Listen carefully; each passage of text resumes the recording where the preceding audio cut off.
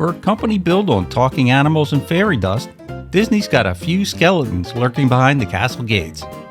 Ever stop and wonder what old Mickey Mouse might be sweeping under that cheerful red carpet?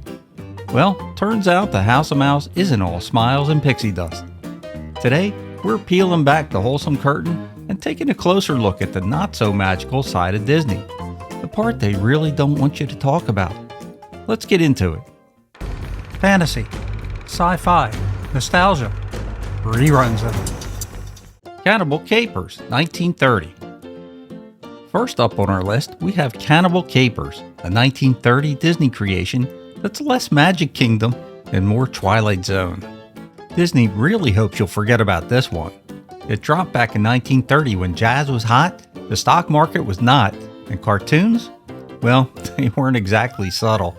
Now this isn't the worst offender in Disney's vault, but it's definitely where things start to get uncomfortable. Directed by Burt Gillette, the same guy who brought us several of those whimsical silly symphonies, this short was part of that early experimental phase where Disney was still trying to figure out how far was too far. Set in an unnamed jungle filled with jittery, exaggerated caricatures of African natives, the cartoon plays out like a minstrel show set to a bouncy score. At the time, audiences chuckled. Today, not so much. These characters dance, hoot, and chase each other around in what was supposed to be comedy.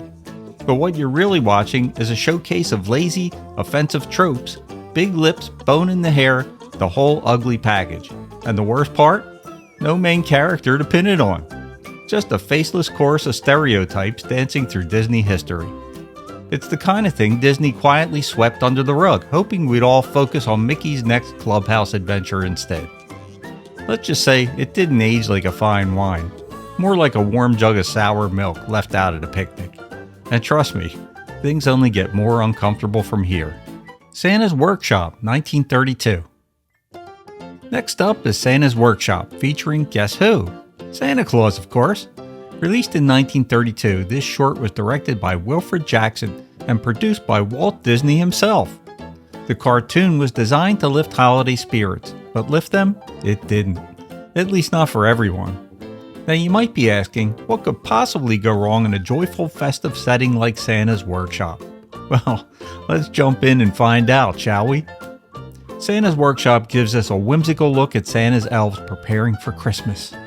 Heartwarming and harmless, right? Well, not quite.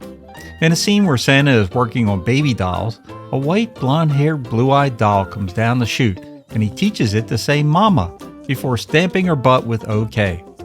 But then, a black doll flies down the chute, lands face first, gets up, and in a raspy voice yells mammy, and stamps her own butt, all while Santa chuckles at some good old-fashioned racism. The cartoon came under fire for perpetuating racial stereotypes, and it's clear why. For audiences of the era, the racial and ethnic caricatures likely went unnoticed or were simply accepted. And if you're wondering if it's still watchable today, it is. Well, kind of. The cartoon exists in the Disney archives, but good luck finding the original unedited version. You have to wonder what aspects of today's media will age just as poorly. Three Little Pigs, 1933. Swinging in at number 3 is none other than The Three Little Pigs, a classic that's often narrated to kids before bedtime. The cartoon emerged in 1933, and if you think this nursery rhyme-inspired cartoon is all huff and no puff, well, think again. But it's just 3 little pigs building houses and a wolf who's bad at demolition, right? What's the controversy? Well, sit tight, my friends, because this version has the big bad wolf disguising himself as a Jewish peddler in one controversial scene. You heard that right. The cartoon dips its toes into anti-Semitic territory, with the wolf wearing a disguise that leans into Jewish stereotypes. The cartoon was released during a time when anti-Semitic sentiments were alarmingly present, both in America and around the globe. The wolf caricature wasn't an accident. It was a reflection of the prejudices of the time. Disney has since made changes to the wolf's appearance in the cartoon, but the original, unedited version remains a painful reminder of a less enlightened past. Is it available for watching today? Well, the modified version exists, but Disney has done a great job of burying the original like a dog with a bone. Trader Mickey, 1932. At number 2, we have Trader Mickey. Released back in 1932, Trader Mickey was directed by Burt Gillette and Dave Hand and voiced by the man himself, Walt Disney. It's fair to say that this cartoon is one for the history books, but not in the best of ways. Picture this. Mickey Mouse and his trusty sidekick Pluto are in the jungle, traveling up an African river with a cargo of clothes and musical instruments. Seems harmless, right? Wrong. They encounter a cannibal tribe that's depicted with, you guessed it, exaggerated features and deeply troubling actions that echo the disturbing racial stereotypes of the time. It's not long before our dynamic duo is captured by the tribe and almost cooked for dinner. Mickey turns things around by playing a saxophone while being boiled in a cauldron, and an all-out native party breaks out. While this cartoon does share some striking similarities with Cannibal Capers, we rank Trader Mickey higher on our list because, in Trader Mickey, the racist stereotypes are not just part of the background, they're central to the narrative. Mickey and Pluto directly interact with these caricatures, which bumps up the controversy factor to a whole new level. Mickey's Melor Drammer, 1933. Hold on to your mouse ears, folks, because taking the crown for the most controversial Disney cartoon of all time is none other than Mickey's Melor Drammer from 1933. Directed by Wilfred Jackson and starring Disney's golden duo, Mickey and Minnie Mouse, this one is a real doozy. So here's the rundown. Mickey and his friends decide to stage the controversial play Uncle Tom's Cabin. But the way they go about it? Questionable to say the least. Mickey actually dons blackface in this cartoon and does so by having a firecracker literally blow up in his face. And he's not the only one.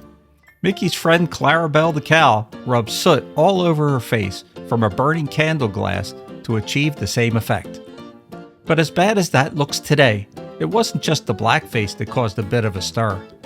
The cartoon doubles down on its racially insensitive escapades with risque depictions of Uncle Tom characters, right from attire to accent.